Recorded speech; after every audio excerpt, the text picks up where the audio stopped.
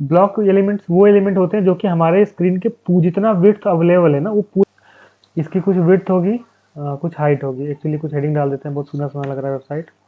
होता है ना ब्लॉक, क्या होता है ब्लॉक एलिमेंट? देखो हमारा वेबसाइट ये जो हमारे सामने दिख रहा है,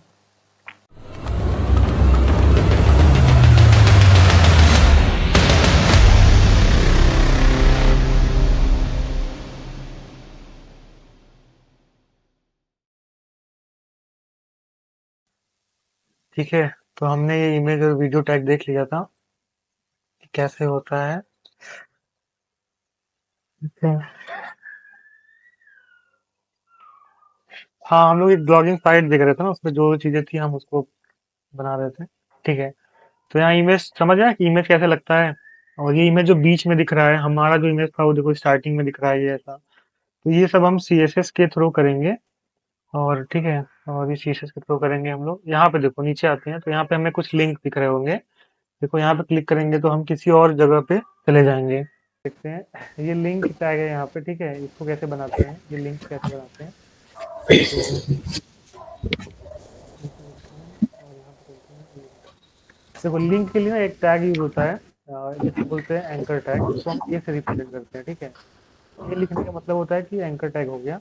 और एंकर टैग मतलब क्या है, ये इसके अंदर हम जो कुछ भी लिखेंगे ना वो एक लिंक बन जाएगा। देखो जैसे मैं लिख देता हूँ दिस इज अ लिंक। ठीक है, देखो क्या होता है अभी।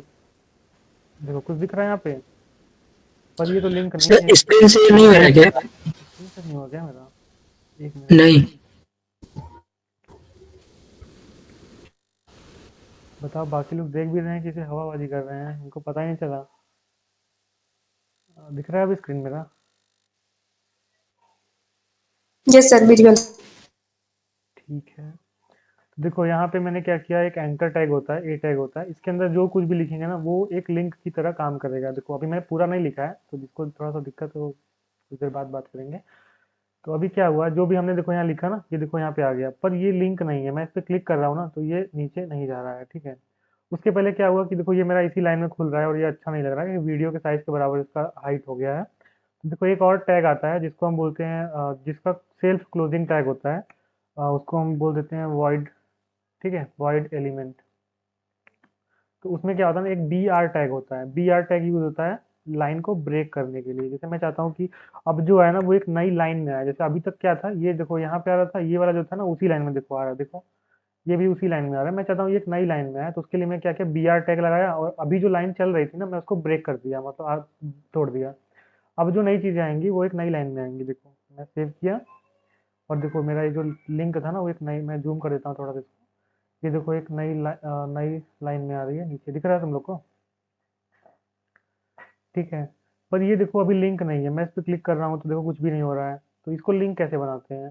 तो ये देखो मुझे बताना है कि ये तो लिंक बन चुका है, पर अब इस पे क्लिक करके जाना कहाँ है। ठीक है, मतलब मैं चाहता हूँ कि यूजर इस पे क्लिक करे तो कहीं रीडायरेक्ट हो जाए। तो उसके लिए एक href टैग होता है। href बेसिकली हम जैसे यहाँ पे सोर्स टैग लगाते हैं ना, कि कहाँ से हमें ये चीजें लेनी है, कौन सी वीडियो दिखानी है, कौन सी इमेज दिखानी है। तो href टैग का मतलब यही होता है कि हम एक यहाँ से पास करते हैं रेफरेंस, कि इस पे क्लिक करके उसको जाना कहाँ है। तो अभी देखो मैं यहाँ पे, मैं चाहता हूँ कि फेस फ्लिपकार्ट पे चला जाए। ठीक है, तो मैं यहाँ पे देखो HTTPS, ये सिंटेक्स होता है, :// www.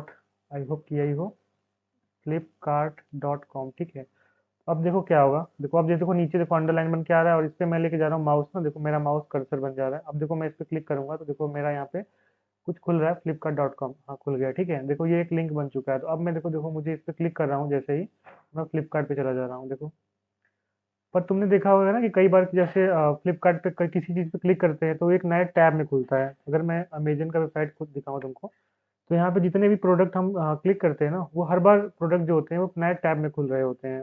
किसी ने नोटिस किया इसके बारे में? हेलो?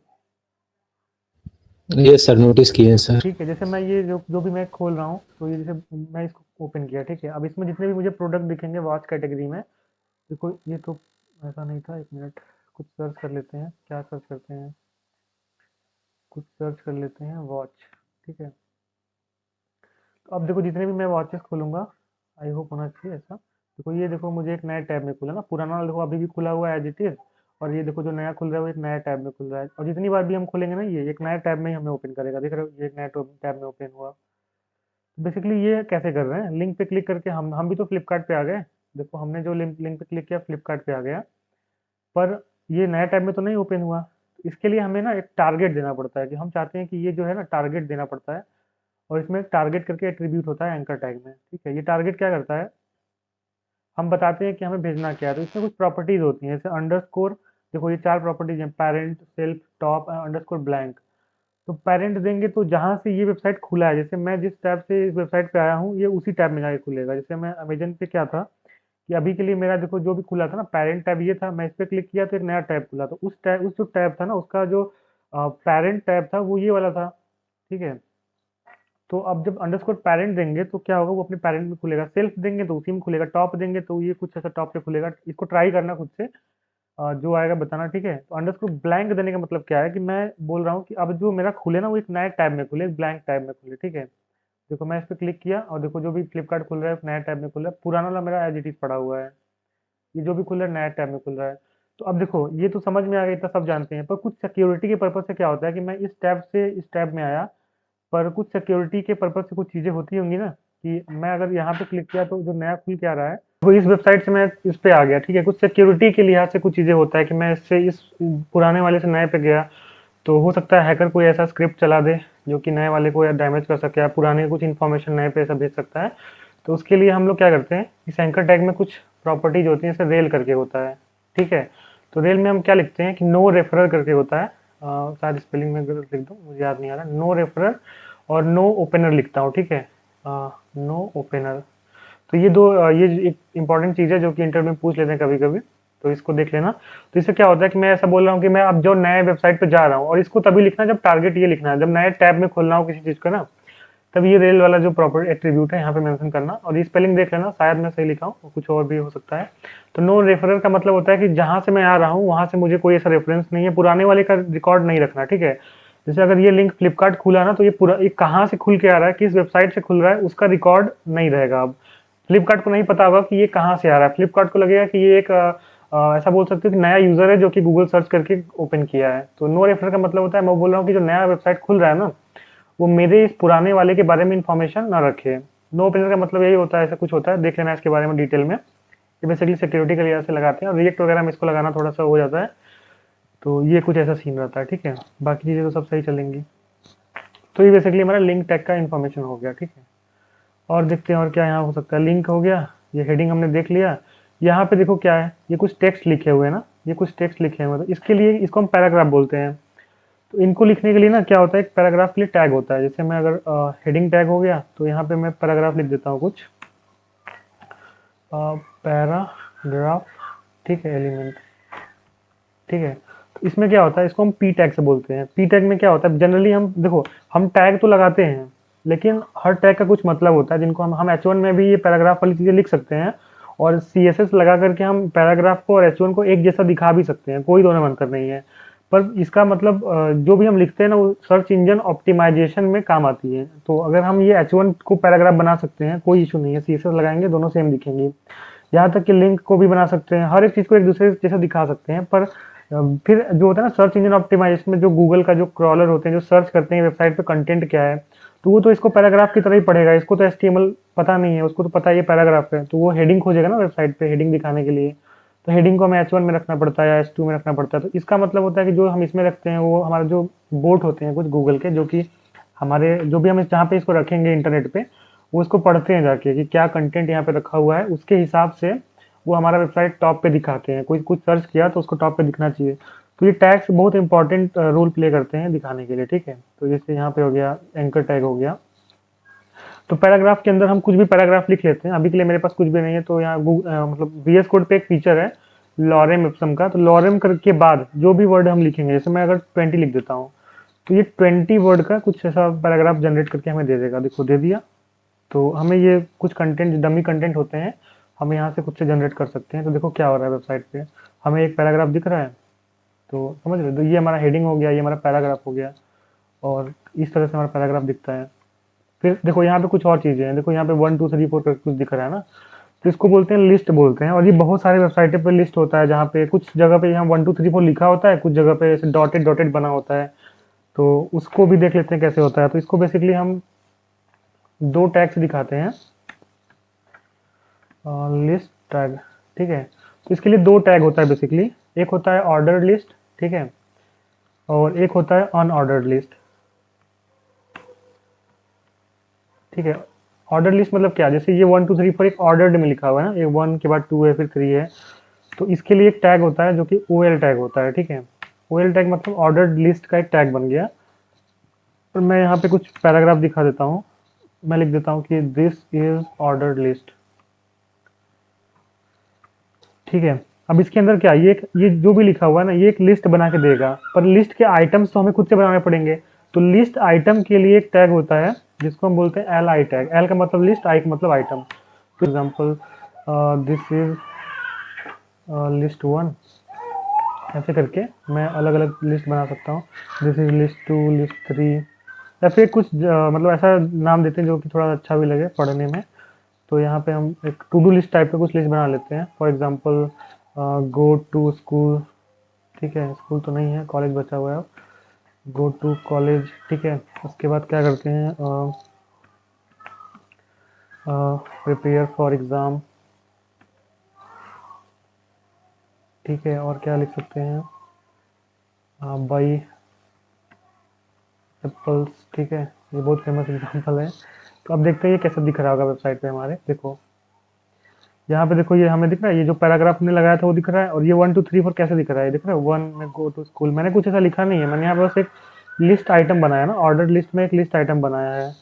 तो ये लिस्ट आइटम हमारा ये काम कर रहा है कि हमें यहाँ पे जो भी हमें दिखा रहे हैं ना 1 2 3 4 के फॉर्मेट में, वो हमें दिखा रही है। नहीं किया और देखो HTML में क्या ना बहुत सारे टैग है, मतलब लिटरली अगर पढ़ने जाओगे ना तो इतने सारे टैग हैं जो कि कुछ लोग तो अभी नाम भी नहीं जानते होंगे। तो हम धीरे धीरे करके जानेंगे, और कुछ अलग से जानना होगा तो उसके लिए भी हम कंटेंट दे देंगे कि वहाँ से देख लेना टैग से। पर जो टैग हम डेली लाइफ में यूज़ करते हैं वेबसाइट डेवलपमेंट में, मतलब मैं भी काम करता हूँ किसी कंपनी में, तो जहाँ जितने टैग्स हम वहाँ पे यूज़ करते हैं तो वो सब बता देते हैं, जहाँ जो एक्चुअली में यूज़ होते हैं। और टैग तो ऐसे बहुत सारे हैं, मतलब सैकड़ों टैग जाओगे खोजने तो मिल जाएंगे। तो ठीक है। और एक होता है यहाँ पे जिसको हम बोलते हैं कि LI टैग, ठीक है, सॉरी अनऑर्डर्ड लिस्ट टैग, ठीक है। तो इसको भी एक पैराग्राफ में रख लेते हैं, और रख लेते हैं दिस इज अनऑर्डर्ड लिस्ट, ठीक है। तो यहाँ पे हम क्या करते हैं, देखो यहाँ पे भी सेम मैंने रखा है, ऑर्डर्ड लिस्ट है, और यहाँ पे गो टू स्कूल है, प्रिपेयर फॉर, सेम चीज़ रखा हुआ है। बस अनऑर्डर्ड के लिए क्या होता है, यहाँ पे UL हो जाता है ना, U का मतलब अन और L का मतलब अनऑर्डर्ड लिस्ट हो जाता है, ठीक है। तो यहाँ पे OL का मतलब ऑर्डर्ड लिस्ट हो जाता है। तो देखो दोनों कैसे दिख रहे होंगे वेबसाइट पे। देखो जो 1 2 3 जो लिस्ट ऑर्डर्ड लिस्ट था वो हमें 1 2 के फॉर्मेट में दिख रहा है, और जो ये अनऑर्डर्ड था वो हमें मतलब बुलेट के फॉर्म में, इसको जो दिख रहा है ना साइड में जो गोला गोला है, इसको बुलेट बोलते हैं। तो ये बुलेट के फॉर्मेट में दिख रहा है हमें, ठीक है। और इसको हम चेंज कर सकते हैं, इसको हम डिस्क जो भी है ना, इसको हम स्क्वायर में दिखा सकते हैं, इसको हम कुछ और भी दिखा सकते हैं। जो CSS से हम इसको दिखा सकते हैं उसको हम देखेंगे थोड़े बाद में जब CSS स्टार्ट करेंगे। तो ये लिस्ट आइटम हो गया जो यहाँ पे दिख रहा है। ये हेडिंग, अगेन हेडिंग के बारे में हो चुका है, पैराग्राफ हो गया, बेसिक्स हो गया, ये हम देखेंगे बाद में, ठीक है। ये हम बनाएंगे भी एक प्रोजेक्ट में, इसको इम्प्लीमेंट भी करेंगे चीज़ों को। तो ये बेसिकली HTML CSS और जावास्क्रिप्ट का यूज़ करके ये सारी चीज़ें बनती हैं। तो ये हम लिटरली बनाएंगे, अभी के लिए छोड़ देते हैं इसको, क्योंकि ये HTML से ये थोड़ा सा मुश्किल है बनाना। पर हाँ, कोड लिखने के लिए, इसे कोड इसके अंदर लिखा हुआ है ना, तो कोड लिखने के लिए भी कुछ टैग है HTML के अंदर। जैसे में एक कोड टैग होता है, ठीक है। तो कोड टैग में हम जो कुछ भी लिखते हैं वो हमें जैसे कोडिंग में दिख रहा होता है। जैसे मैं अगर लिखता हूँ एक जावास्क्रिप्ट का कोड लिखता हूँ, var name equals to Shivam, ठीक है। तो जो भी मैं यहाँ पे लिखता हूँ वो मुझे देखो एक कोडिंग फॉर्मेट में दिखेगा। पर हाँ, CSS नहीं लगा हुआ है तो थोड़ा सा देखो यहाँ पे कोडिंग की तरह दिख रहा है मुझे, देख रहे हो, थोड़ा सा इसका स्ट्रक्चर थोड़ा सा अलग है बाकियों से। तो ये कुछ ऐसे दिख रहा है हमें। और हाँ, और एक चीज़ और, जैसे अगर मैं यहाँ पे कुछ लिखता हूँ पैराग्राफ में, और देखो मैं पैराग्राफ में चलता हूँ, यहाँ पे मैं एक लाइन बना दिया, यहाँ पे गैप बना दिया, ठीक है। यहाँ पे भी चला एक, देखो गैप बना दिया। तो अगर जब मैं इसको देखो दिखाता हूँ ना वेबसाइट पे, देखो कैसा दिख रहा है ये, तब भी देखो ये एक ही लाइन में दिख रहा है, देख रहे हो। मैंने जबकि उसको 2 3 लाइन में ब्रेक कर दिया था, लेकिन फिर भी ये दिख रहा है हमें एक ही लाइन में। तो यहाँ पे एक और टैग होता है जिसको मैं दिखाना चाहता हूँ, जैसे वैसे ही दिखेगा। तो अभी कोड में क्या कोड दिखता है, एक टैग होता है प्री टैग होता है, ठीक है। प्री टैग होता है, प्री टैग क्या करता है कि जो जैसे लिखा हुआ है इसके अंदर ना वो ऐसे ही दिखाता है, ठीक है। प्री टैग, ठीक है। तो देखो अभी ये कैसा दिख रहा होगा, देखो नीचे चलते हैं, देखो जो भी मैंने लिखा था ना, देखो वो एकदम एज इट इज दिख रहा है। देखो यहाँ पे देखो ये अगली लाइन में दिख रहा है, यहाँ पे उसके अगली लाइन में दिख रहा है। जबकि पैराग्राफ में मैंने लिखा था सेम चीज़ लिखा था, ये मुझे एक बढ़िया फॉर्मेटिंग करके दे रहा है। पर प्री टैग के अंदर जो भी मैंने लिखा था ना, वो जैसे लिखा था वैसे ही दिख रहा है। देखो लॉरेम इप्सम देखो यहाँ शुरू हो रहा है, ये देखो यहाँ शुरू हो रहा है ऐसा। अगर मैं चाहता हूँ कि ये भी बराबर दिखे तो मैं इसको नीचे कर दूंगा, देखो अब लॉरेम इप्सम भी बराबर दिखेगा, देख रहे हो ऐसा। तो अब जो ये जो बना हुआ है ना तुम्हारे सामने, ये इसको बनाने के लिए हम ये दोनों टैग का एक साथ यूज करने वाले हैं, प्री टैग का और कोड टैग का, जो कि हम अभी नहीं बनाएंगे एक्चुअली में, बाद में बनाएंगे। पर अभी के लिए समझ लो कि दो टैग्स हैं जो कि हम बाद में यूज करेंगे, प्री टैग और कोड टैग, ठीक है। इन दोनों का यूज करके हम ये जो भी हम बोलते हैं ना, इसको जो भी टेम्पलेट है, ये जो भी है ये हम बनाएंगे। और देख लेते हैं क्या क्या चीज़ें हैं। देखो यहाँ पे भी ये एक इमेज लगा हुआ है, जो मैंने बताया था IMG टैग के अंदर रखा हुआ है। फिर ये सब चीज़ें हम जान चुके हैं, ये सब चीज़ें भी पैराग्राफ में है, कुछ अलग नहीं है यहाँ पे। और क्या था, हाँ यहाँ पे कुछ बटन है, तो बटन देख लेते हैं क्या होता है। और इस पे देखो यहाँ साइड पे इनपुट है, जहाँ पे हम कुछ टाइप कर सकते हैं ना ऐसा। तो इसके लिए देख लेते हैं क्या होता है, ठीक है। तो कोई भी इनपुट बनाने के लिए हम इनपुट टैग का यूज़ करते हैं। तो यहाँ पे चलते हैं, इनपुट एंड बटन, ठीक है। तो देखो एक टैग होता है, इनपुट टैग होता है, ऐसा कुछ लिखते हैं, इनपुट लिखते हैं। और देखो इनपुट टैग हो गया। तो ये टैग बेसिकली क्या होता है, हमें एक बेसिकली ना एक इनपुट बना के देता है। देखो यहाँ पे एक इनपुट बन गया, देख रहे हो, जिसमें मैं कुछ लिख सकता हूँ ऐसा। पर दिक्कत क्या है कि मैं कई तरीके से लिख सकता हूँ ना। मैं देखो यहाँ पे जो इस वीडियो में दिख रहा है, देखो यहाँ पे बुलेट है जो मैं सेलेक्ट कर सकता हूँ, ये भी तो एक इनपुट है क्योंकि हम सामने से इसको इंटरेक्ट कर रहे हैं। और क्या हो सकता है, कई वेबसाइट पे हम चेक बॉक्स दिखाते हैं। देखो यहाँ पे क्या होगा, हम अगर किसी प्रोडक्ट पे जाएंगे ना, तो हमें यहाँ पे पूछेगा कि क्या कैसे करना है। देखो देखो यहाँ पे भी एक इनपुट है, जिसमें मैं देखो कुछ टेक्स्ट टाइप कर रहा हूँ, पर मैं टेक्स्ट एंटर नहीं कर पा रहा हूँ। देखो यहाँ पे मैं कुछ ABCD टाइप कर रहा हूँ, पर एंटर नहीं हो पा रहा है। मैं जैसे ही 1 2 3 4 टाइप करूँगा, देखो यहाँ पे ये 1 2 3 4 एंटर हो गया, ठीक है। और देखो यहाँ पे मैं इस पर क्लिक करूँगा तो चेंज हो जाएगा ना, ये सब चीज़ें अभी चेंज नहीं हो रहा है, लगता है अवेलेबल नहीं है। और भी फीचर्स होते हैं ना कि मुझे किस तरह के होने चाहिए, तो यहाँ पे देखो और कहाँ जा सकते हैं। देखो ये देखो बड़ा सा कंपेयर वाला बॉक्स है, इस पर क्लिक करूंगा, देखो ये चेक हो रहा है, अनचेक हो रहा है, इसको चेक बॉक्स बोलते हैं, ठीक है। तो ऐसे इनपुट्स अवेलेबल हैं। तो अभी हम चलते हैं, देखो अपने जो साइड पे जो इनपुट है हमारे पास, ये वाला जो इनपुट है, यहाँ पे देखो मैं ABCD भी टाइप कर पा रहा हूँ, 1 2 3 4 भी कर पा रहा हूँ, कुछ स्पेशल करेक्टर्स भी कर पा रहा हूँ, ठीक है। तो बाय डिफ़ॉल्ट जो हम अगर इसके अंदर देखो मैंने कोई टाइप नहीं लिखा है ना, खाली इनपुट लिख दिया है। तो बाय डिफ़ॉल्ट जो इनपुट का टाइप होता है वो टेक्स्ट होता है, और टेक्स्ट में सब चीज़ें अवेलेबल हैं। तुम्हारा टेक्स्ट में जो भी स्ट्रिंग होता है, टेक्स्ट होता है, उसमें तुम्हारा ABCD नंबर और स्पेशल स्पेशल कैरेक्टर सब कुछ होते हैं। तो अब देखो अगर मैं चाहता हूँ स्पेशली, तो मैं मेंशन करूँगा यहाँ पे टाइप। टाइप करके एक एट्रीब्यूट होता है, इसके अंदर हम टाइप लिखते हैं। अगर मैं टाइप में टेक्स्ट लिखूँ, तो देखो अब क्या होगा, इस इनपुट के अंदर मैं खाली भर टेक्स्ट लिख सकता हूँ। देखो अब मैं अगर टेक्स्ट ऑलरेडी पहले भी टेक्स्ट था, तो ऐसा कोई फर्क नहीं पड़ेगा। पर मैं चाहता हूँ खाली नंबर एंटर करूँ, जैसा फ्लिपकार्ट पे था, तो मैं टाइप में यहाँ पे जाऊँगा और नंबर लिखूंगा। और ये स्पेलिंग वगैरह ध्यान रखना। तो अब देखो यहाँ पे चलूंगा ना, क्या होगा, देखो अब मैं टेक्स्ट टाइप कर रहा हूँ पर ये हो नहीं पा रहा है। नंबर जैसे लिखूंगा ना, देखो नंबर टाइप हो गया। और देखो अब यहाँ पे कुछ और भी बन के आ गया, पहले ये नहीं था। देखो अब इस पर क्लिक करूंगा ना, देखो यहाँ पे भी नंबर में बढ़ा सकता हूँ, घटा सकता हूँ। एक काम करता हूँ, इसको टॉप पे ले लेता हूँ क्योंकि ये नीचे आ गया, सब दिख नहीं रहा अच्छे से, ठीक है। तो इसको मैं क्या करता हूँ, टॉप पे रख लेता हूँ सबसे। ये क्या हो गया यार, HTML बॉडी टैग कैसे गायब हो गया। बॉडी पेस्ट कर लिया सर, हम कॉपी कर लिया। ओके, हाँ हाँ यार, ठीक है हाँ।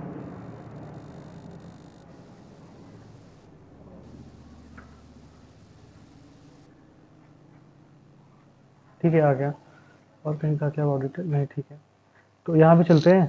अब मैं इनपुट लिखा, टाइप में नंबर लिखा, देखो अभी टॉप पे दिखेगा, तो कोई दिक्कत, देखो ये मेरा, अब देखो मैं टेक्स्ट टाइप कर रहा हूँ, पर ई टाइप करूँगा तो ई टाइप हो जाएगा, क्योंकि ई एज ई का कुछ वैल्यू होता है ना, थोड़ा मैथ में पढ़े हो गए। तो इसलिए ई यहाँ पे टाइप हो जाएगा, और बाकी ई की जगह नंबर टाइप हो पाएगा, और कुछ टाइप नहीं हो पाएगा। तो इसको बोलते हैं टाइप नंबर, ठीक है। यहाँ पे हम और भी चीज़ें डाल सकते हैं। देखो टाइप में अगर सर्च करोगे ना, तुमको बहुत सारी चीज़ें मिल जाएंगी। देखो ये सब चेक बॉक्स हो गया, बटन हो गया, डेट डेट, हाँ डेट वाला पिकर होता है ना, जो कि डेट पिक करता है। तो यहाँ पे मैं क्लिक किया, देखो अब ये डेट पिकर ओपन कर दिया, तो मुझे कुछ खास करना नहीं पड़ा। मैं चाहूँ तो कस्टम बना सकता हूँ, पर हाँ डेट डालोगे तो ये बाय डिफ़ॉल्ट तुमको एक डेट दे देगा। जैसे मैं अगर कल का सेलेक्ट करना है, तो यहाँ पे ये 22/12/2023। अब ये डेट जो सेलेक्ट हुआ है, इसको प्रोसेस कैसे करते हैं, तो बेसिकली ये हम जावास्क्रिप्ट के थ्रू देखेंगे कि ये डेट का वैल्यू कैसे निकालते हैं, चीज़ों को सेव कैसे करते हैं, क्योंकि फंक्शनैलिटी तो जावास्क्रिप्ट से होती है एट द एंड। यहाँ पे तुमने कार वाले मॉडल से दिखाई था ना कि फंक्शनैलिटी तो जावास्क्रिप्ट करता है। तो बेसिकली ये हमारा डेट पिकर हो गया। और भी इनपुट है, तुम लोग क्या करना, तुम्हारा ये होमवर्क रहेगा, इनपुट लिखना, टाइप के अंदर जितने भी है ना टाइप, वो सब एक बार बारी बारी से लिखना। जो बेसिक टाइप है मैं उसको बता देता हूँ। जैसे एक होता है ना रेडियो, हाँ रेडियो बोलते हैं इसको, जो भी तुम्हारा बुलेट वाला होता है इसको रेडियो बोलते हैं। देख रहे हो यहाँ रेडियो बटन है, इसको क्लिक करोगे तो ये सेलेक्ट हो जाएगा। और ऐसे करके 2-3 और बना सकते हो, ठीक है। ये भी देखो टाइप में रेडियो आ गया, देखो ये सब टाइप में रेडियो है। इसके आगे कुछ हम टेक्स्ट लिख सकते हैं। और हाँ, इनपुट क्या है ना, लेबल होता है। देखो अभी मैं क्या करता हूँ, इनपुट लिख दिया, इसके नीचे मैं कुछ टेक्स्ट लिख देता हूँ। जैसे ही लिख देता हूँ इसके नीचे मैं कोई भी स्पैन, स्पैन नहीं बताया अभी तो पैराग्राफ टैग हो गया, इसमें लिख देता हूँ। फॉर एग्जांपल देखो ना, मेल हो गया, फीमेल हो गया, और भी कई तरीके से लिखे रहते हैं। ठीक है, तो मेल हो गया, फीमेल हो गया, ऐसा मतलब अभी 2 कर लेते हैं या फिर एक और रख लेते हैं यहाँ पे, अदर्स, ठीक है। तो ये 3 टैग हो गया। देखो अभी क्या हुआ, मैं चाहता हूँ मैं मेल पे क्लिक करूँ तब भी ये सेलेक्ट हो जाए, देख रहे हो अभी सेलेक्ट नहीं हो रहा है। तो मेल पे या फीमेल पे करूँ तो ये सेलेक्ट हो जाए। और तुम लोग जब फॉर्म भरते होगे सॉरी, तो तुम लोग को ये दिखता होगा ना कि इस पे क्लिक करते हो तो ये बुलेट जो है अपने आप सेलेक्ट हो जाता है। ये इसके आगे नहीं आ रहा है, इसको हम देखेंगे क्यों नहीं आ रहा है। या फिर अभी के लिए मैं फिलहाल में एक टैग यूज़ कर लेता हूँ। वो टैग हम लोग अभी बाद में पढ़ लेंगे क्या होता है अच्छे से। अ, ठीक है, एक होता है स्पैन टैग, तो मैं स्पैन टैग यूज़ कर लेता हूँ। तो देखो अभी ये इसके आगे दिखेगा मेल फीमेल, तो मैं चाहता हूँ कि इस पर क्लिक करूँ ना, तो ये जो चेक बॉक्स है, ये जो भी बुलेट, सॉरी जो रेडियो बटन इसको बोलते हैं, तो याद रखना रेडियो बोलते हैं इसको, तो ये अपने आप चेक हो जाए। तो इसके लिए एक टैग आता है, लेबल टैग आता है, ठीक है। लेबल टैग आता है, और लेबल में मुझे बताना पड़ता है कि लेबल किसके लिए है। जैसे मैंने मेल लिखा था, तो अब मैं मेल यहाँ पे लिखूंगा, और मुझे बताना पड़ेगा कि ये मेल पे क्लिक करके क्या क्लिक हो जाना चाहिए। तो उसके लिए मुझे इस इनपुट को कुछ आईडी देना पड़ेगा। अभी हम इसको देखेंगे आईडी क्या होता है, क्लास क्या होता है। तो ये आईडी देना पड़ेगा। आईडी में मैं देता हूँ फॉर एग्जांपल मेल दे देता हूँ, ठीक है। और मैं इस फॉर में क्या करता हूँ, मेल डाल देता हूँ। तो देखो क्या हुआ, बाकियों के लिए मैंने जो पहले यूज़ किया था वही लगा, इसके लिए खाली लेबल रख दिया मैंने, ठीक है। तो अब क्या होगा, जैसे ही देखो मेल पे मैं क्लिक करता हूँ, देखो ये इनपुट वाला अब अपने आप क्लिक हो जाता है। ऐसे ही करके मैं ये जो लेबल है ना, ये सबके लिए दे सकता हूँ। ये मैं यहाँ पे दे सकता हूँ, और इसको यहाँ पे भी दे सकता हूँ, ठीक है।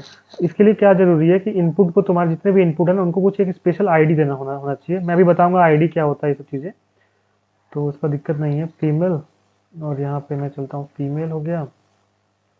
आईडी में मैं दे देता हूँ कि अदर्स, और आईडी एक यूनिक आईडी होती है, ठीक है, तो उसको ध्यान में रखना, अदर्स, ठीक है। इसके फॉर में चलता हूँ, मैं ये अदर्स डाल देता हूँ, थोड़ा स्पेस दे देता ताकि अच्छा लगे। और इसके फॉर में चलता हूँ, मैं फीमेल डाल देता हूँ, देखो, ठीक है। तो अभी क्या होगा, देखो जैसे मैं फीमेल पे क्लिक किया तो ये क्लिक हो गया, मैं मेल पे क्लिक किया तो मेल क्लिक हो गया, ठीक है। ऐसा अदर्स पे क्लिक किया तो अदर्स क्लिक हो गया। तो ये हम इसको लेबल दे सकते हैं। अगर मैं देखो इसको, इसका फॉर की जगह मैं मेल देता ना, ठीक है, मैं मेल देता इसके फॉर की जगह पे, तो देखो अब मैं फीमेल पे क्लिक करूंगा तो अभी मेल वाला ही क्लिक होगा। क्यों? क्योंकि मैं इसके फॉर में इस वाले का आईडी दे दिया हूँ। देखो इस पे क्लिक किया, देखो वो वाला क्लिक हो गया। तो ये सब बातें ध्यान में रखना। इनपुट में और भी इनपुट्स होते हैं ना, ठीक है। इनपुट में क्या होता है कि अगर मैं इनपुट चलता हूँ यहाँ पे, मैं टाइप दिखा सकता हूँ। टाइप हो गया, टेक्स्ट हो गया, रेडियो। एक होता है चेक बॉक्स, ठीक है। तो चेक बॉक्स में क्या होता है कि ये जो हमारे पास जो चेक बॉक्स बन के आता है ना, यहाँ पे देखो, ये उड़ के हो गया पूरा, ठीक है।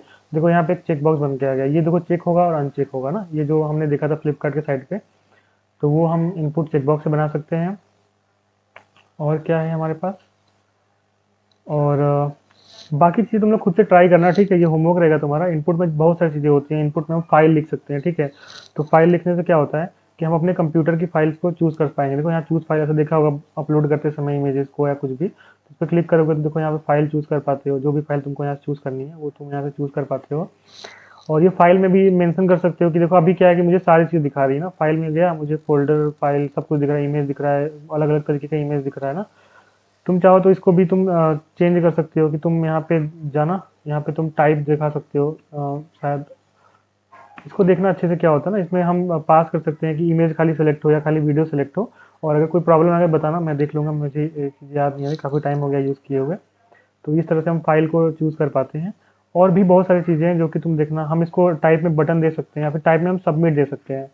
सबमिट में क्या होता है, जब एक फॉर्म बनाएंगे तो ये वाला इनपुट एज अ बटन काम करेगा। देखो यहाँ पे सबमिट आ गया, बटन बन के आ गया ना, ये इनपुट ही था लेकिन मैंने टाइप में सबमिट दिया तो यहाँ पे बटन बन के आ गया। तो अब इस पर क्लिक करूंगा तो क्या होगा, ये सबमिट की तरह काम करेगा।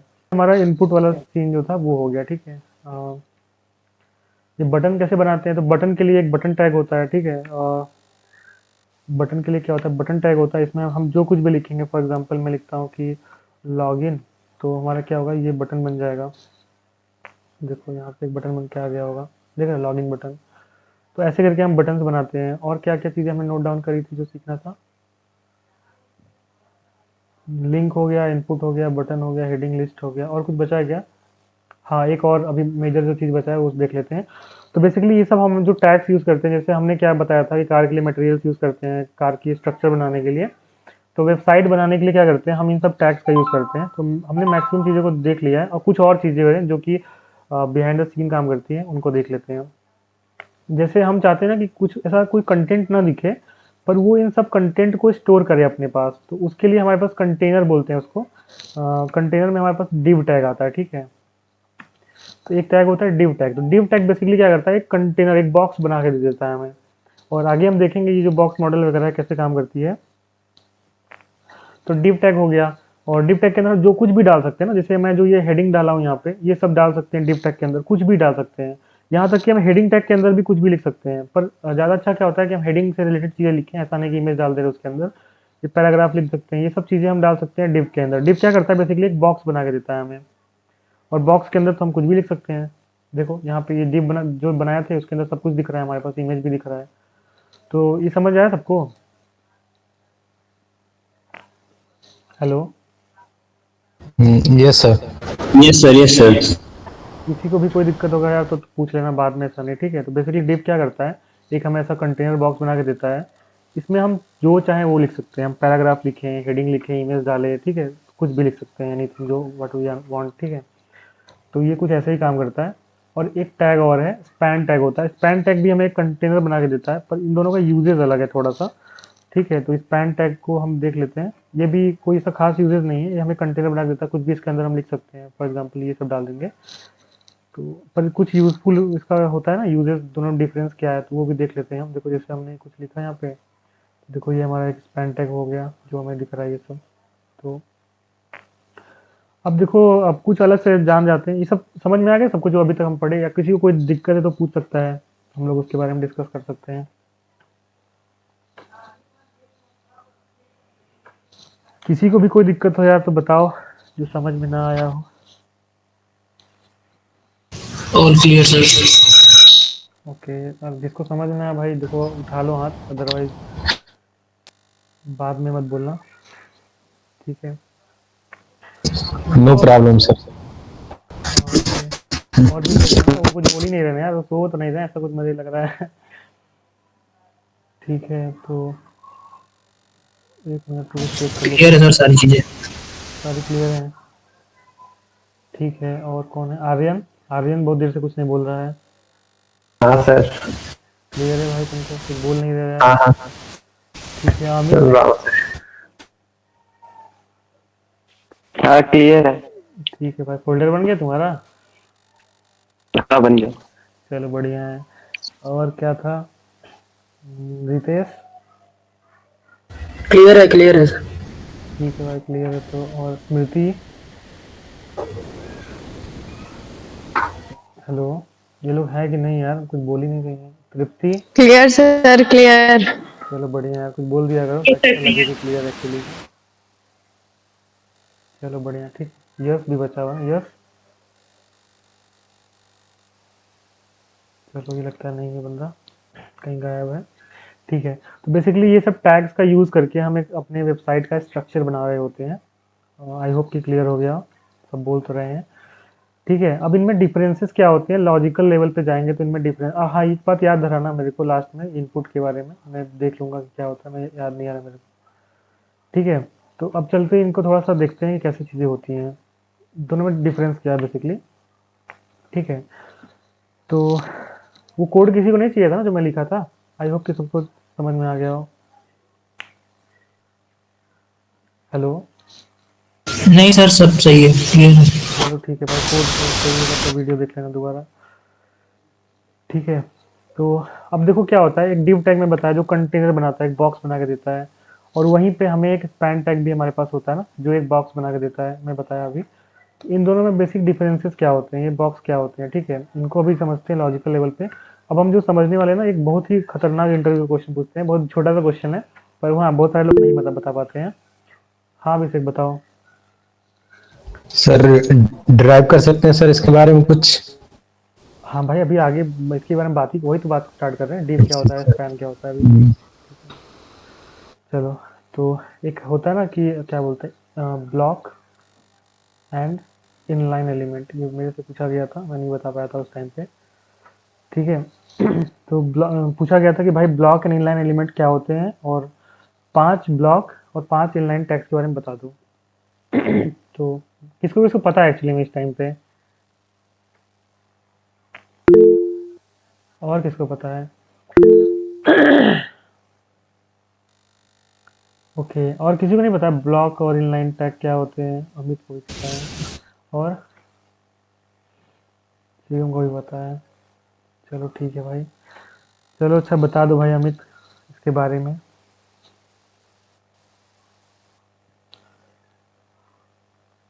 अमित हेलो, यार सारे हेलो। अमित डाउन कैसे हो गए?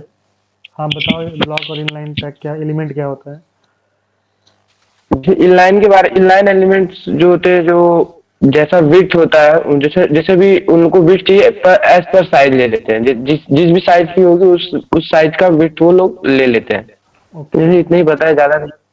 और अब ब्लॉक क्या ब्लॉक्स होता तो है? एक पर्टिकुलर, ब्लॉक्स मतलब जो हम डिसाइड करते हैं, जितना एरिया या जितना हम बॉक्स देते हैं उनको, शायद। चलो ठीक है, और सनी बताओ। सर ब्लॉक एलिमेंट जैसे डिव होता है वो पूरा विड्थ लेता है स्क्रीन का, जैसे 100%। और जो इनलाइन होता है वो एक जितना टेक्स्ट होता है उतना विड्थ लेगा वो। ओके बहुत अच्छा, पहली बार हाथ के नहीं खड़ा किए थे तो। गूगल सर्च करके आ रहे हो क्या? नहीं सर, वो म्यूट था एक्चुअली। अरे तो हैंड रेस में कौन सा म्यूट होता है यार, उसमें तो नीचे से बड़ा ऑप्शन होता है हैंड रेस का। चलो ठीक है, जैसा सनी ने बताया ना, ब्लॉक क्या होता है, ब्लॉक एलिमेंट देखो हमारा वेबसाइट ये जो हमारे सामने दिख रहा है, इसकी कुछ विड्थ होगी, कुछ हाइट होगी। एक्चुअली कुछ हेडिंग डाल देते हैं, बहुत सुना सुना लग रहा है वेबसाइट। ठीक है, क्या लिखें? कुछ वेलकम, कुछ यूट्यूब टाइप का लिख देते हैं, to the class first day. ठीक है, कुछ ऐसा यूट्यूब टाइप का डाल देते हैं, फैंसी दिखने लायक। ठीक है, तो अब देखो क्या होता है हमारे वेबसाइट पे, क्या है जो हमें दिख रहा है ना, ये सफ़ेद वाला पार्ट पूरा, जिसके अंदर ये welcome to the first class लिखा हुआ है, इसको हम व्यू पोर्ट बोलते हैं। ठीक है, हम इसका अभी देखेंगे, सीएसएस में व्यू पोर्ट का कुछ होते हैं ना, कुछ पिक्सल वी ऐसी सब यूज़ करेंगे, तो हम देखेंगे वहाँ पे व्यू पोर्ट का यूजेस कैसे होते हैं। तो जो भी दिख रहा है हमारे पास ना, यहाँ से लेकर के पूरा यहाँ तक, वो पूरा क्या होता है, व्यू पोर्ट होता है। इसका व्यू पोर्ट की हाइट इतनी है जो हमारी स्क्रीन की हाइट है, और व्यू पोर्ट की विड्थ इतनी है जो कि हमारे ये स्क्रीन की विड्थ है। ठीक है, तो अब होता क्या है कि कुछ एलिमेंट ऐसे होते हैं जो कि जो हम यहाँ पे लिखते हैं, जैसे मैंने ये जो H1 टैग यहाँ पे लिखा हुआ है, इसके बाद देखो इतनी सारी जगह यहाँ बची हुई है। ठीक है, लेकिन ये अब क्या होगा जब मैं कुछ दूसरा H1 टैग लिखूंगा जिसमें थोड़ी सी चीज़ लिखी हुई है। ठीक है, मैं लिखता हूँ H1 टैग और इसमें बस हाई लिख देता हूँ। ठीक है, तो देखो ये इतना H1 टैग जो है ना, ये इतना जगह बचा हुआ है यहाँ पे कि ये हाई जो है यहाँ पे आ जाए आराम से, इतना जगह है ना। लेकिन जो ये हाई है, ये नेक्स्ट लाइन में आया है। क्यों नेक्स्ट लाइन में आया है? क्योंकि जो पहला वाला H1 टैग था, इसने पूरा का पूरा विड्थ कवर कर लिया, मतलब यहाँ से लेकर के पूरा यहाँ तक का चीज़ें कवर कर लिया। इसीलिए जो ये दूसरा H1 टैग है वो एक नई लाइन में आया है, और इसके बाद हम कुछ और लिखेंगे ना, वो इसके भी नई लाइन में आएगी। ठीक है, जैसे अगर मैं कुछ और लिख देता हूँ, पैराग्राफ लिख देता हूँ, और इसमें भी मैं कुछ लिख देता हूँ, तो देखो ये भी एक नई लाइन में ही आया है। ठीक है, इसके नीचे मैं कुछ इमेज यूज़ कर लेता हूँ। ठीक है, तो इमेज यूज़ कर लेता हूँ, तो क्या होगा, इमेज एक्चुअली में बात करेंगे इसके बारे में, पर ये इस समय देखो ये नई लाइन में आएगा। देखो इमेज एक नई लाइन में आया, ऐसा क्यों? एक्चुअली में इतना जगह है तो इसके राइट साइड में अवेलेबल है, हाई के राइट साइड में इतना जगह है कि इमेज वहाँ पे आ जाए, पर ये नीचे क्यों आया? तो इसका सिंपल सा आंसर है कि जो डिव टैग है ना, जो H1 टैग होता है, ये एक ब्लॉक एलिमेंट इसको बोलते हैं, H1 एलिमेंट को, हेडिंग एलिमेंट को। ये क्या करता है, ब्लॉक एलिमेंट्स वो एलिमेंट होते हैं जो कि हमारे स्क्रीन के जितना विड्थ अवेलेबल है ना, वो पूरा विड्थ कवर कर लेते हैं, भले से ही वो उसमें कंटेंट हो चाहे कंटेंट ना हो, वो पूरा का पूरा विड्थ कवर कर लेते हैं। अब देखो हम लोग ये इंस्पेक्ट बात किए थे, इसको करते हैं और समझते हैं, थोड़ा इसको नीचे कर लेते हैं ताकि ये पूरा विड्थ हमें दिखे। तो अब देखो बॉडी टैग के अंदर यूज़ किया है मैंने, बॉडी के अंदर देखो H1 टैग दिख रहा है। H1 टैग देखो पीला कितना पार्ट हुआ है, H1 टैग देखो लिखा तो टैग टेक्स्ट इतने में ही है ना, लेकिन देखो अगर मैं इस पे हवर करता हूँ, देखो पूरा का पूरा विड्थ इसने कवर कर लिया। दिख रहा है सबको? हेलो? Yes sir. ठीक है, यस तो सर। कोई दिक्कत है तो बताना। देखो यहाँ पे H1 टैग क्या किया, पूरा का पूरा विड्थ कवर कर लिया। उसी तरह दूसरा पैराग्राफ टैग भी क्या किया, देखो हाई तो लिखा है इतने में ही, लेकिन इसने क्या किया, पूरा का पूरा विड्थ कवर कर लिया। अब इमेज के केस में देखो क्या हो रहा है, इमेज का जितना देखो विड्थ है उसने उतना ही कवर किया, आगे का देखो जो व्हाइट स्पेस है वो खाली है।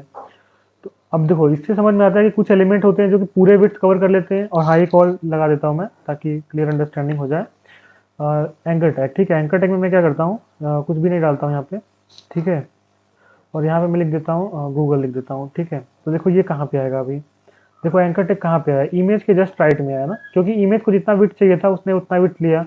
अब उसके राइट में जितना भी जगह बचा हुआ है ना, वो क्या कर रहा है, वो देखो एंकर टैग ले रहा है। और एंकर टैग को भी जितना विड्थ चाहिए उतना ही विड्थ ले रहा है, जितना कंटेंट है उसके अंदर गूगल लिखा हुआ है उतना ही विड्थ ले रहा है ना, बाकी का उसके राइट में जगह देखो अभी भी खाली है। तो इससे तो पता चलती है कि कुछ एलिमेंट ऐसे होते हैं जो कि पूरा का पूरा वेबसाइट का विड्थ कवर कर लेते हैं। कुछ एलिमेंट ऐसे होते हैं जो कि जितना जगह उनको होता है उतना ही विड्थ कवर करते हैं, ठीक है। और हमें जैसा यूजेस होगा हम उस वैसा यूज करेंगे। तो देखो होता क्या है, कुछ ऐसे टैग्स होते हैं, मैं यहाँ लिख देता हूँ ब्लॉक, जो ब्लॉक टैग होते हैं, ब्लॉक एलिमेंट्स, ठीक है। तो ये क्या होते हैं, जैसे अगर मैं बोलूँ डिव को, तो डिव क्या है, डिव के अंदर मैं कुछ भी लिख देता हूँ, हाई लिखता हूँ। देखो डिव क्या है, एक ब्लॉक एलिमेंट है, क्यों, क्योंकि हाई इसने पूरा कवर कर लिया, उसके बाद जो आया नीचे वाली लाइन में आया। इसको लाइव भी दिखा देता हूँ इंस्पेक्ट करके।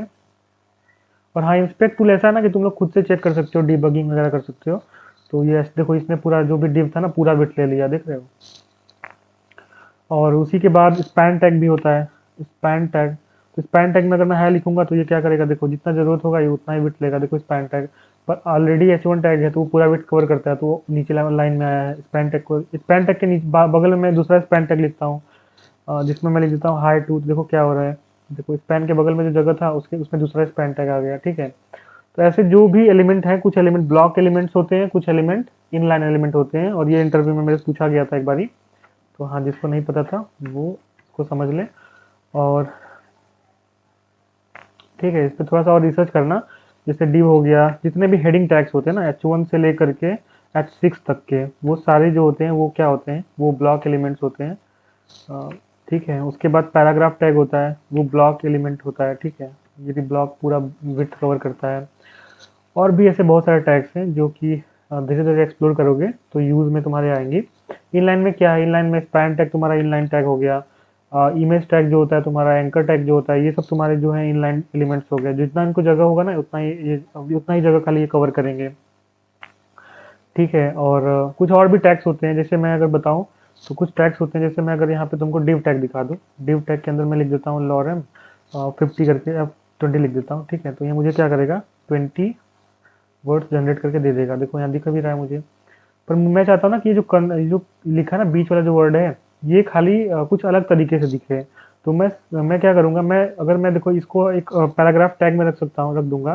तो देखो क्या होगा, ये एक नई लाइन में आ गया, देख रहे हो, एक नई लाइन में आ गया क्योंकि इसने पूरा बिट कवर कर लिया। तो यहाँ पे मुझे स्पैन टैग का जरूरत पड़ेगा, ठीक है, स्पैन टैग का। तो अब देखो क्या होगा, ये देखो उसी लाइन में दिख रहा है पर ये स्पैन टैग के अंदर है। तो अब मुझे कुछ CSS देना पड़ेगा ना, अभी के लिए मैं कुछ CSS लिख देता हूँ, मैं बताऊंगा कितने तरह से CSS हम लिख सकते हैं। कलर कैसे लिखते हैं, ऐसे लिखते हैं सर ना, रेड, ठीक है। तो देखते हैं शायद ये सही लिखा, ठीक है, ऐसा कुछ होता है शायद। ओके, सर बीच में कॉलम होता है सर। हाँ ठीक है, देखो कलर रेड आ गया। तो मुझे अगर किसी पर्टिकुलर वर्ड को कुछ अलग तरीके से दिखाना है तो मैं वहाँ पे क्या क्या यूज़ करूँगा, मुझे वहाँ पे वो टैग्स यूज़ करने पड़ेंगे जो कि उस लाइन में ही रहे, जिनका जरूरत उतने ले, नई लाइन में ना जाए। तो वहाँ पे मुझे इन लाइन टैग्स यूज़ करने पड़ेंगे। मुझे हो सकता है बीच में डॉलर को लिंक बनाना पड़े, ठीक है, तो मैं यहाँ पे एंकर टैग यूज़ कर लूँगा। तो एंकर टैग में मैं क्या करूँगा, इसको ऐसा डॉलर है लिखा हुआ है, इसको ऐसा मैं लिंक बना दूंगा। तो ये क्या करेगा, जो उसी लाइन में रहेगा, पर देखे होगे ना ऐसा चीज़ें विकीपीडिया वगैरह पे बहुत सारी रहती हैं। तो ये देखो उसी लाइन में पर ये लिंक बन चुका है, ठीक है। तो ऐसी चीज़ें काम करती हैं। तो और भी रिसर्च करना है इसके बारे में। एक होमवर्क तुम्हारा है कि इनपुट वाले को करना, जितने तरह के इनपुट्स होते हैं उनको यूज़ करके बारी बारी से देख लेना। और एक ये देख लेना कि कैसे हम इन कितने इनलाइन टैग है और कितने ब्लॉक टैग है। मैं यहाँ लिख लेता हूँ, तुम लोग गड़बड़ा दोगे बाद में। तो यहाँ पे मैं लिख लेता हूँ और ये मैं पूछूंगा कल की क्लास में। होमवर्क पहला तो है एक्सप्लोर इनपुट टैग, और दूसरा क्या है, हाँ pipe tag, difference between between inline and block tag, ठीक है। तो ब्लॉक एलिमेंट, ठीक है। तो ये सब भाई कर लेना तुम लोग, और भी जो आएगा मैं आगे लिख देता हूँ। तो ये समझ आ गया सबको, इनलाइन टैग क्या होता है, ब्लॉक टैग क्या होता है। Hello, yes sir. Yes, किसी sir. को समझ नहीं आया इनलाइन और Yes, ब्लॉक sir. टैग? ठीक है, बढ़िया भाई। किसी को समझ में नहीं आया तो बता दे, अभी हम लोग और डिस्कस कर लेंगे, क्योंकि ये अच्छा क्वेश्चन है। देखो एचटीएमएल कोई पूछता नहीं इंटरव्यू में, बहुत कम ही पूछते हैं, ठीक है। पर जो पूछते हैं ना वो ऐसे टेक्निकल क्वेश्चन पूछते हैं, बताओ टैग क्या होता है, एलिमेंट क्या होता है, दोनों में डिफरेंसेस क्या है, इनलाइन क्या होता है, ब्लॉक क्या होता है। और लिटरली जब मैं दिया था तो मुझे भी ठीक ठाक आता था, लेकिन फिर भी मैं नहीं बता पाया था कि ब्लॉक क्या होता है। सीएसएस की प्रॉपर्टीज हैं, ब्लॉक डिस्प्ले ब्लॉक कर सकते हैं, डिस्प्ले इनलाइन कर सकते हैं। पर हाँ कुछ इसी तरह से होती है वो भी, पर ये प्रॉपर्टी जो ये एचटीएमएल में भी कुछ टैग होते हैं जो बाय डिफॉल्ट बिहेवियर रखते हैं, हम जानते हैं, पर हमें वो टर्म नहीं याद आती, तो इसलिए ठीक है, तो समझ जाना इसको। और हाँ कुछ और भी टैग होते हैं, जैसे मुझे अगर ये जो भी लिखा है ना, एलिक्वाम जो भी लिखा है, मुझे इसको इटैलिक बनाना है ना, टेढ़ा टेढ़ा रहता है जो, तो उसके लिए आई टैग आता है, जिसको यूज़ करूंगा तो ये ऑटोमेटिकली इटैलिक बन जाएगा। देखो यहाँ पे कहाँ गया, ये देखो एलिक्वाम जो इटैलिक बन चुका है। इसको हम सीएसएस से भी कर सकते हैं, पर इसको आई टैग यूज़ होता है इटैलिक बनाने के लिए। और मुझे सपोज करो कि ये जो पोरो लिखा है इसको बोल्ड बनाना है, ठीक है, तो इसके लिए बी टैग यूज़ होता है। ये क्या करता है, ये बेसिकली बोल्ड बना के दे देता है, देख रहे हो पोरो बोल्ड हो क्या गया है। तो ऐसे ही बहुत सारे टैग होते हैं, ईएम टैग होता है, एक्सप्लोर करना, ठीक है। बेसिकली उनका यूज़ नहीं होता है, हम जितने भी चीज़ें इटैलिक बनाते हैं ना वो सीएसएस से बनाते हैं। आई टैग का यूज़ जनरली कम करते हैं, बी टैग का भी यूज़ हम कम करते हैं, हम जनरली बनाते हैं सीएसएस से ही बनाते हैं, ठीक है। तो अभी के लिए बस जानो कि ऐसा कुछ होता है, यूज़ आई थिंक नहीं करना पड़ेगा, सीएसएस आ जाएगा तो। और ठीक है, तो इतनी सारी चीज़ें अभी के लिए आई थिंक सही है। और हाँ कुछ और टैग्स होते हैं जिसको हम बोलते हैं सुपर टैग, सब स्क्रिप्ट एंड सुपर स्क्रिप्ट, ठीक है। सब स्क्रिप्ट एंड सुपर स्क्रिप्ट ऐसे कुछ होता है सर, ठीक है। तो इसका रोल क्या होता है मैं बताता हूँ, ठीक है। जैसे क्या होता है, जब हम लोग केमिस्ट्री पढ़ते हैं ना, जो कुछ ऐसे वेबसाइट होंगे जो केमिस्ट्री के फार्मूलाज वगैरह को डिस्प्ले करा रहे होंगे, ठीक है। तो वहाँ पे कैसे लिखा रहता है वो, जैसे मैं अगर बात करूँ तो वहाँ पे ऐसा लिखा था CO2 के लिए कैसे लिखा था, CO लिखा था ऊपर, 2 जो नीचे आ जाता है, ठीक है। मैथमेटिक्स में होते हैं, जैसे अगर मैं बोलूँ एक्स स्क्वायर, तो एक्स ऐसे लिखा रहता है, उसके ऊपर जो होता है स्क्वायर ऐसे ऊपर बन के आ जाता है। तो ये सब कैसे वेबसाइट पे दिखाएंगे भाई, ये तो गड़बड़ चीज़ लग रहा है। तो इसके लिए भी कुछ टैग्स आते हैं, जैसे मैं अगर यहाँ पे दिखाऊँ तुमको, एक हेडिंग दिखा देता हूँ, H1 टैग दिखा देता हूँ, इसके अंदर मैं लिख देता हूँ CO2 लिख देता हूँ, ठीक है। CO2 लिख देता हूँ, ठीक है। और एक और टैग लिख देता हूँ जिसमें मैं लिख देता हूँ कि एक्स स्क्वायर, ठीक है। देखो ये कैसा दिख रहा है, अभी कितना गंदा दिख रहा है। देखो CO2 ऐसा दिख रहा है, X2 ऐसा दिख रहा है। मैं चाहता हूँ कि ये 2 है नीचे आ जाए और ये जो 2 है ऊपर चला जाए, तो उसके लिए एक टैग यूज होता है, सब स्क्रिप्ट और सुपर स्क्रिप्ट, ठीक है। तो इसको बोलते हैं सब टैग। सब टैग क्या करता है, चीज़ों को नीचे दिखाता है, नीचे डिस्प्ले करता है उसके, ठीक है। देखो अब देखो CO2 में जगह 2 देखो नीचे दिख रहा है हमें, और उसी तरह से X2 होता है, तो X2 में मैं क्या कर सकता हूँ, सुपर यूज होता है, SUP, ठीक है। और इसमें क्या होता है, ये जो 2 है हमें देखो ऊपर दिख रहा है, एक्स स्क्वायर गैप आ रहा है क्योंकि मैंने यहाँ पे गैप दे दिया है, तो देखो ये देखो एक्स स्क्वायर, तो ऐसे ही होता है ना। तो ऐसे फार्मूला तुमको कुछ डिस्प्ले कराने हैं तो वो तुम ऐसे दिखा सकते हो, ठीक है। CO2 प्लस, मुझे केमिस्ट्री ज़्यादा नहीं आती है, ठीक है, H2O कुछ ऐसा होता है, तो उसका कुछ ऐसा होता है ना, ये कुछ ऐसे करके हम दिखाते हैं, तो वो कुछ हम ऐसे फार्मूला वगैरह दिखा सकते हैं, तो कुछ ऐसे होंगे दिखेंगे, ठीक है ना। तो कुछ वैसे दिखते हैं। तो ये भी टैग खत्म हो गया। और हाँ ये सब देखो टैग जो है, सुपर टैग है, सब टैग है, ये इन लाइन टैग है ना, क्योंकि एक नई लाइन नेक्स्ट लाइन में हमें नहीं लिख गए, उसी लाइन में दिख रहे हैं। तो ऐसे जो भी चीज़ें लिखना ना उनको एक्सप्लोर करते चलना, लाइन मतलब एक एक करके, कि भाई हम लिख क्या रहे हैं, उसका मतलब क्या हो सकता है। तो ये जो पूछेगा कि 5 टैग बताओ, तो कई बार क्या होता है लोग भूल जाते हैं, वो एट द मोमेंट याद नहीं आता। तो देखो ये स्पैन टैग हो गया, एंकर टैग हो गया, सब टैग हो गया, सुपर टैग हो गया, और भी इमेज टैग हो गया, और भी टैग्स होते हैं, ठीक है। वीडियो टैग होता है, ये सब इनलाइन टैग्स होते हैं, जिनको इनलाइन एलिमेंट्स होते हैं, जिनका जितना ज़रूरत होता है उतना वेट ये कवर करते हैं खाली, ठीक है। तो ये हमारा सब स्क्रिप्ट हो गया, सुपर स्क्रिप्ट हो गया, और क्या बचा है, हाँ और कुछ मैं बता रहा था ना कि कुछ वाइड एलिमेंट्स होते हैं, जैसे इसमें क्या है, कि मुझे ओपनिंग टैग है, फिर क्लोजिंग टैग है, उसके बीच में कंटेंट लिखा हुआ है। यहाँ पे भी देखो, हर में देखो ओपनिंग टैग है। कुछ ऐसे टैग्स होते हैं जिनमें ओपनिंग टैग और क्लोजिंग टैग नहीं होते अलग अलग, उसमें एक ही टैग होता है, वो सेल्फ क्लोजिंग बोलते हैं उसको। तो उसको हम बोलते हैं वॉइड एलिमेंट। और ये भी एक इंटरव्यू में पूछा जाने वाला क्वेश्चन है, HTML से अगर कोई पूछेगा तो यही पूछेगा, ठीक है, कि वॉइड एलिमेंट्स क्या होते हैं। तो वो एलिमेंट्स जो कि खुद जिनका अलग से ओपनिंग टैग और अलग से क्लोजिंग टैग नहीं होता है, उनको बोलते हैं वॉइड एलिमेंट। जैसे अभी एक VR टैग याद आ रहा है, तो ये क्या करते हैं, बेसिकली लाइन ब्रेक कर देता है। देखो यहाँ पे देखो, कहाँ था, यहाँ देखो एक लाइन ब्रेक हो गया हमारे पास, देखो लाइन X2 के नीचे आ गया। और अगर मैं इसको मल्टीपल टाइम यूज करूंगा तो उतनी बार लाइन ब्रेक कर देगा, उतने लाइन नीचे देखो मुझे दिखा रही चीजें। ठीक है, तो इसका देखो क्या है, इसका देखो अभी के लिए तो HTML में क्या होता है कि इसको ऐसे लिख सकते हैं, पर जब रिएक्ट में जाएंगे तो इसको मुझे सेल्फ क्लोज करना पड़ेगा। रिएक्ट में हर जितने भी इसे इमेज हो गया, यहाँ पे मैंने इमेज को ऐसे यूज कर लिया डायरेक्टली, ठीक है। रिएक्ट में जाओगे तो सेल्फ क्लोज करना पड़ेगा, तो नहीं तो एरर आएगा। इन सब चीज़ों का ध्यान रखना थोड़ा सा खाली। तो ये सब हमारे पास जो होंगे सेल्फ क्लोजिंग टैग्स होते हैं। और एक और टैग होता है HR टैग होता है। देखो इसका यूज क्या है। देखो ये हमें यहाँ पे देखो एक लाइन बना के दे दिया ना, एक हॉरिजॉन्टल लाइन, इसका full form I think horizontal rule ऐसा कुछ करके होता होगा, सर्च करना। तो ये HR टैग क्या करता है, हमें एक हॉरिजॉन्टल लाइन बना के देता है। ये भी देखो सेल्फ क्लोजिंग होता है रिएक्ट में, यहाँ पे अगर नहीं लगाएंगे तभी काम हो जाएगा। तो ऐसे करके हम अलग अलग लाइन बना सकते हैं, हॉरिजॉन्टल लाइन। तो ये सब देखे हुए ना, कॉपी बनाने के लिए ऐसा यूज होता है, और भी प्रॉपर्टीज यूज होती हैं, पर जनरली इससे भी ये लोग बनाते हैं। तो ये सब टैग्स होते हैं, HR टैग, BR टैग। इसको बोलते हैं वॉइड एलिमेंट, क्योंकि इनका अलग से क्लोजिंग टैग नहीं होता है, ठीक है, सेल्फ क्लोजिंग होते हैं। और आई थिंक हो गया सारे, ठीक है। किसी को कोई दिक्कत है क्या अभी तक, जितना भी अभी तक जो भी कुछ हमने पढ़ा है, किसी को भी कोई दिक्कत, इस टैग जितने भी पढ़े हैं, या फिर टैग एलिमेंट, एट्रीब्यूट हो गया, कोई दिक्कत है अभी तक तो हैंड रेस करो। नहीं सर, कोई दिक्कत नहीं है। ओके, नहीं सर। और किसी को होगा भाई बताना तुरंत, आगे अब बढ़ने वाले हैं हम लोग। सब सही है ना, ठीक है।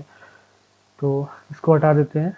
आई थिंक क्लियर हो गया होगा। कुछ इंटरव्यू के क्वेश्चंस भी डाल दिए हैं मैंने, जो कि HTML से वैसे जनरली लोग पूछते नहीं है, पर अगर पूछेंगे तो यही पूछेंगे, और कुछ इसके अलावा होता नहीं पूछने के लिए, ठीक है।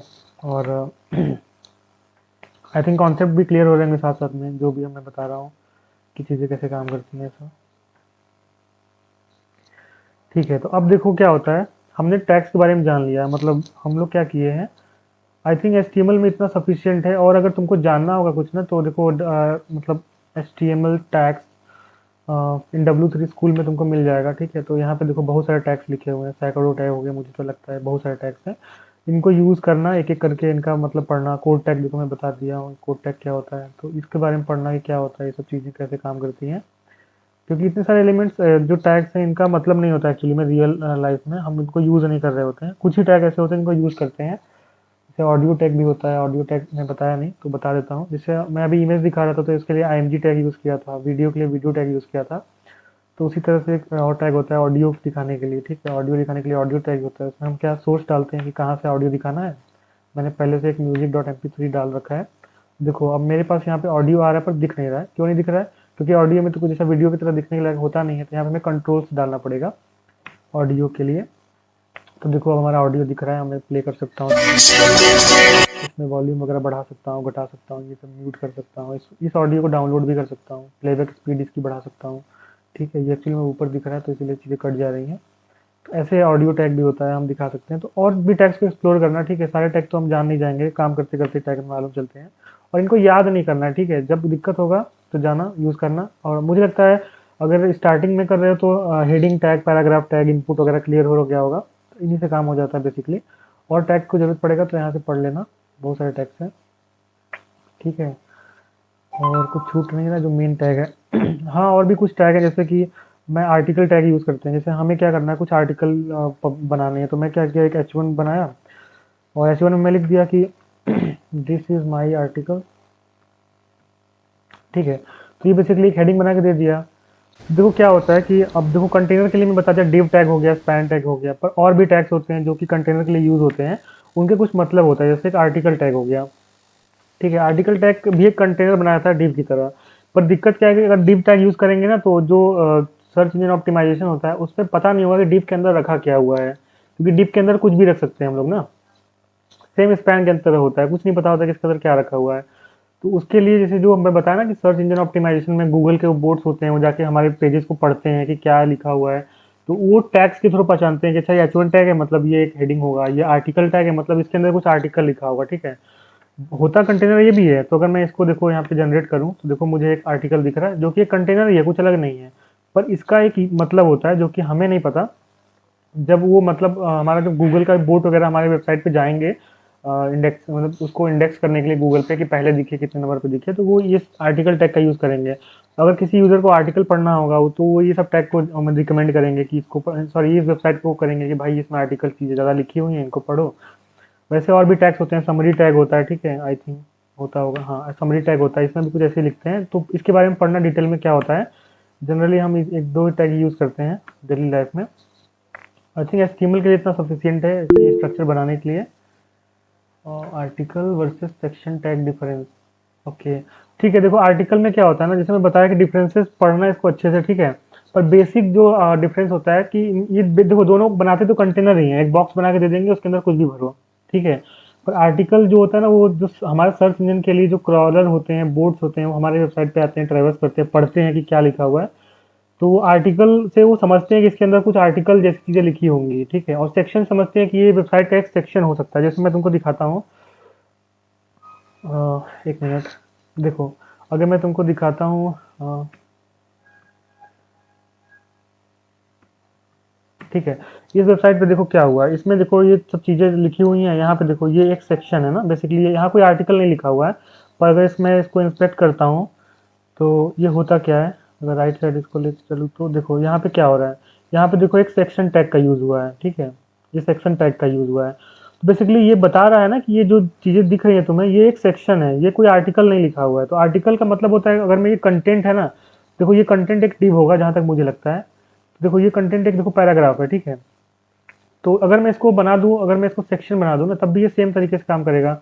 लेकिन दिक्कत क्या मतलब प्रॉफिट क्या होगा सेक्शन लिखने से, या फिर मैं इसको आर्टिकल लिख देता हूँ। एक्चुअली में ये आर्टिकल है नहीं, तो एडिट एज एचटीएमएल और यहाँ पे मैं जाता हूँ, यहाँ पे मैं लिख देता हूँ आर्टिकल टैग, ठीक है।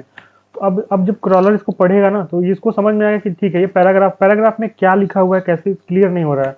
पर आर्टिकल टैग लिखूंगा तो ये क्लियर होगा। जो क्रॉलर होते हैं, देखो अब आर्टिकल लिख दिया, ये आर्टिकल दिख रहा है यहाँ पे, देख रहे हो H1 के नीचे आर्टिकल है। पर अब क्रॉलर को ये जो हमारे पास बोर्ड्स आएंगे जो पढ़ेंगे, उनको क्लियर होगा कि भाई ये देखो ये क्या है, ये एक आर्टिकल है, इसको और प्रमोट करो। कोई आर्टिकल पढ़ना चाहेगा तो उसको दिखेगा। और सेक्शन क्या होगा, जो ये पूरा का पूरा दिख रहा है हमारे वेबसाइट पे, ये क्या है, ये एक सेक्शन है, ठीक है। तो यहाँ पे देखो कितने सारे सेक्शन है। देखो ये पूरा जो दिख रहा है, ये पूरा देखो एक सेक्शन है। सेक्शन मतलब एक भाग, एक पार्ट होता है वेबसाइट का, ये सेक्शन हो गया। देखो दूसरा सेक्शन हमारा ये हो गया, तीसरा सेक्शन हमारा ये हो गया। तो समझ आया यस तुमको कि सेक्शन और आर्टिकल में क्या अंतर है? Yes sir. ठीक है, तो ये बेसिक डिफरेंसेस हैं जो कि हम आगे क्लियर करेंगे। मुझे लगता है कि टैग्स के बारे में इतनी इन्फॉर्मेशन काफ़ी है। थोड़ा सा चलते हैं अब और चीज़ें जानते हैं कि सीएसएस क्या क्या होता है, कैसी चीज़ें हम करते हैं। तो देखो ये तो बेसिकली बॉडी के अंदर हम लिखने वाले टैग्स जान गए जिनसे यूज़र इंटरेक्ट करता है ना, बटन हो गया। और हाँ एक टैग छूट गया अभी शायद, वो होता है जैसे ड्रॉप डाउन देखते हो, क्लिक करते हो तो कई सारे ऑप्शन खुल के आ जाते हैं, उनमें से कोई एक हम सेलेक्ट करते हैं, उसके लिए टैग होता है सेलेक्ट टैग, ठीक है। सेलेक्ट टैग के अंदर क्या करते हैं हम, हाँ नेम नाम का एट्रीब्यूट होता है, सॉरी इसको मैं देखूंगा अभी, ठीक है। सेलेक्ट टैग होता है, सेलेक्ट टैग के अंदर एक ऑप्शन टैग होता है, ठीक है। तो ऑप्शन टैग में हम कुछ भी लिख सकते हैं। जैसे मैं चाहता हूँ कि अगर किसी से मैं पूछ रहा हूँ ना कि चूज योर हॉबीज ऐसा करके, तो मैं यहाँ पे लिख देता हूँ, सपोज करो कि स्पोर्ट्स, और यहाँ पे लिख देगा ये मान लो यूट्यूब, ठीक है। और यहाँ पे लिख देगा ये ट्रैवलिंग। तो ये सब देखो अब क्या कैसे दिखेगा हमें वेबसाइट पे, इसको देख लेते हैं।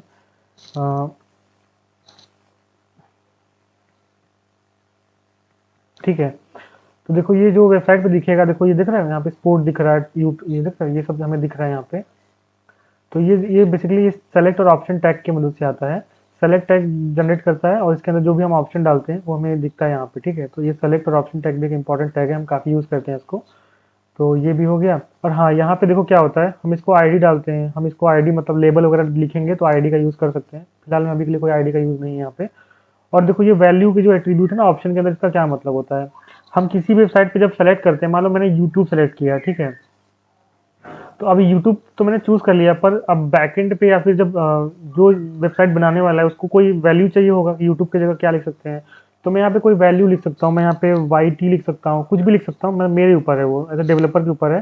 तो बैकएंड पे ये चीज़ें प्रोसेस होती है ना, डेटाबेस में जाती हैं, ऐड होती हैं, ये वैल्यू डेटाबेस में ये वाला ऐड होगा, ये खाली बस यूजर को दिखाने के लिए होता है। तो यहाँ पे जो वैल्यू लिखी होती है इसका मतलब थोड़ा सा इंपॉर्टेंस होता है। और भी जैसे देखा होगा तुमने कि कुछ ऐसे लिखा होता है, ऐसा सेलेक्ट हॉबीज, ठीक है, ये देखा होगा इस तरह लिखा होता है ना। तो देखो यहाँ पे क्या हो रहा है, सेलेक्ट हॉबीज दिख रहा है, पर मेरा सेलेक्ट हॉबीज भी सेलेक्ट हो जा रहा है, पर मैं चाहता हूँ कि ये पहला ऑप्शन है इसको छोड़ के बाकी ऑप्शन जो है सेलेक्ट हो जाए। तो मैं क्या करूँगा, इसको वैल्यू तो मैंने स्पोर्ट दी, वैल्यू इसको हटा दो पहले, क्योंकि इसको सेलेक्ट नहीं करना है, और मैं इसको डिसेबल कर देता हूँ। डिसेबल्ड नाम का एक एट्रीब्यूट होता है जो कि ये चीज़ों को डिसेबल कर देता है। तो अब क्या होगा, अब देखो यहाँ पे मैं चूज करूंगा तो सेलेक्ट हॉबी मेरे पास ऑप्शन में ही नहीं आ रहा है, मेरे पास बाकी ऑप्शन में आ रहा है, पर सेलेक्ट हॉबी को मैं चूज नहीं कर सकता हूँ। ठीक है, तो ऐसे करके हम इन सेलेक्ट और ऑप्शन टैग का यूज करते हैं। और हाँ, स्टार्टिंग में एक प्रॉब्लम आई थी, शायद अभिषेक पूछ रहा था। तो हम क्या करते हैं, हमने इनपुट लिखा, इनपुट में टाइप रेडियो लिखा, ठीक है, इनपुट कॉलन रेडियो, ये फीचर है VS कोड का, हम डायरेक्टली जनरेट कर सकते हैं। इसमें एक नेम नाम का एट्रीब्यूट होता है, ये नेम डिफाइन करता है ना कि भाई कौन सा चीज़ें कैसे होनी चाहिए। लेबल में जाता हूँ, मैं इसको आईडी दे देता हूँ, फॉर एग्जांपल मेल, और मैं इसमें लेबल दे देता हूँ मेल का, ठीक है, और ये फॉर में भी मैं लिख देता हूँ मेल। तो अब सेम मैं इधर भी लिखता हूँ आईडी इनपुट में, ठीक है। अब मैं इसको फीमेल कर देता हूँ, कंट्रोल दी, ठीक है, इसको मैं कर देता हूँ फीमेल, और यहाँ पे मैंने वैल्यू में फीमेल लिख दिया, इसको मैं कर देता हूँ अदर्स, ठीक है, अदर्स कर दिया, इसकी वैल्यू भी मैं अदर्स कर दिया, ठीक है। अभी क्या हो रहा था कि अब जब मैं सेलेक्ट कर रहा था, देखो इसको किया, फिर इसको भी किया, तीनों हो गया, मैं चाहता हूँ तीनों में से कोई एक हो। तो यहाँ नेम नाम का जो ये है ना, इसका इंपॉर्टेंस आ जाता है थोड़ा सा, कि मैं ये नेम में मुझे तीनों में अगर मैं दे दिया हूँ, मुझे जेंडर सेलेक्ट करना है, ठीक है। तो अब क्या होगा, अब देखो तीनों में से मैं इसको किया तो देखो ये वाला हो गया, देखो तीनों में से कोई एक होगा।